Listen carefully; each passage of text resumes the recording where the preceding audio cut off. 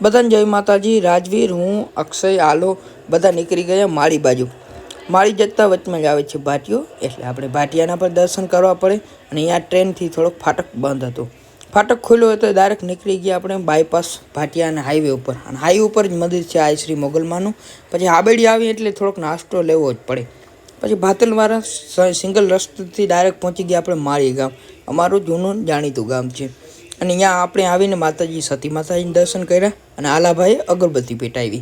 પછી આપણે ડાયરેક્ટ આવડ માતાજીના દર્શન કર્યા, ત્યાં પણ અગરબત્તી નારિયેલ વધારીને નીકળી ગયા વછરાજ દાદાના મંદિરે। ત્યાં પણ રાજુભાઈએ નારિયેલ વધાર્યો અને નારિયેલ વધારીને ડાયરેક્ટ અગરબત્તી આરતી કરી વછરાજભાઈની। અને આ અમારા કુળદેવીમાં રવરાયના દર્શન કર્યા અને પાલા કાકાએ નારિયેલ વધાર્યું, કારણ કે પાલા કાકાએ નવો એકો લીધો છે। અને આ છે આ કરણી માતાજીનું મંદિર। અને માળી આવવાનું કારણ પાલા કાકા એકો લીધો છે એટલે આપણે દેવ દર્શન કરવા આવ્યા છીએ। અને અંતે માતાજીના દર્શન કરીને પાછા